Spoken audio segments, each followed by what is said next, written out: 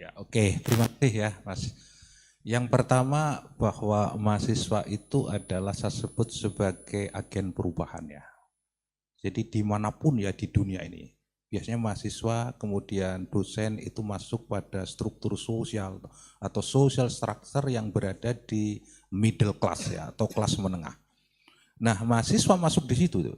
Coba Anda lihat misalnya Bapak Ibu sekalian para mahasiswa, perubahan sosial itu terjadi pada saat mahasiswa melakukan demonstrasi ya tahun 98 itu kan. Dan kemudian struktur pemerintahan menjadi berubah dari orde baru ke orde reformasi.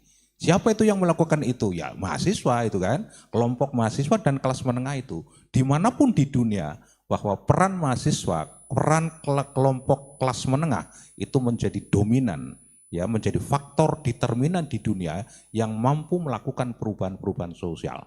Termasuk juga kaitannya dengan soal pilkada yang sekarang akan berlangsung insya Allah tanggal 27 November ya 2024 ya serentak di Indonesia. Salah satu faktor penting itu adalah mahasiswa melakukan apa yang saya sebut sebagai pengawasan terhadap proses berjalannya pilkada itu. Meskipun harus ada, kalau bahasa saya itu kalau melakukan pengawasan itu kan ada pengawasan resmi itu ya, yang harus mendaftarkan ke KPU. Tapi bisa jadi mahasiswa melakukan pengawasan secara sukarela, itu satu. Kemudian mahasiswa juga bisa memberikan surveyor, melakukan pengawasan secara objektif proses penyelenggaraan pilkada. Itu bagian menurut saya sangat penting. Karena bagaimanapun juga bahwa ya kita semua sebagai manusia ya, KPU ya manusia, penyelenggara KPU ya manusia bisa saja juga salah. Tapi di situ ada faktor mahasiswa yang memiliki peran penting ya dalam pengawasan pemilihan kepala daerah. Ya, ini saya pikir menjadi faktor determinan yang sangat penting bahwa mahasiswa punya peran. Dimanapun ya mahasiswa berada, bukan hanya di Indonesia, di belahan dunia mahasiswa yang masuk kelas menengah atau middle class punya peran yang sangat penting dalam proses perubahan sosial, termasuk di dalamnya adalah pengawasan terhadap pemilihan umum, pemilihan pilkada dan seterusnya. Maaf ya, saya tahun 2005-2006 saya melakukan riset di Kalimantan Selatan.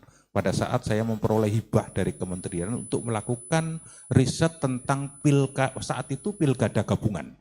Jadi pilkada gabungan itu ternyata di Indonesia paling banyak di Kalimantan Selatan.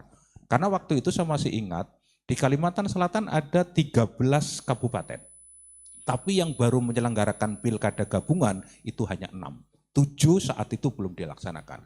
Kemudian ada sebagian di Sumatera Barat, di Jawa Barat dan Jawa Timur. Jawa Tengah tempat tinggal saya belum ada pilkada gabungan. Saya melibatkan satu mahasiswa saya program doktor untuk melakukan riset bersama-sama saya.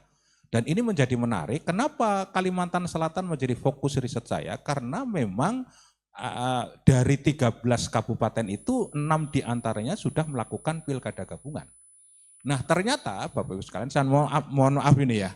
Jadi riset saya itu kemudian dijadikan sebagai public policy oleh pemerintah saat itu, yang bicara bukan saya tapi anak buah saya, mahasiswa saya, yang saat itu masuk dalam penelitian saya itu, bahwa riset saya pada saat itu dijadikan sebagai rujukan untuk menyusun sebuah produk politik yang kemudian sekarang sudah bisa berlangsung pilkada serentak seluruh Indonesia. Tapi ini sebenarnya cikal bakalnya itu ada di Kalimantan Selatan. Saat itu di Indonesia hanya Kalimantan Selatan yang memang banyak melakukan pilkada gabungan. Dan itu adalah embrio atau cikal bakal bahwa Kalimantan Selatan dijadikan sebagai pilot proyek untuk melakukan pilkada gabungan yang kemudian embrionya itu menjadi pemilihan umum secara serentak ya di Indonesia. Ini luar biasa Kalimantan Selatan. Tepuk tangan buat tepuk tangan dulu.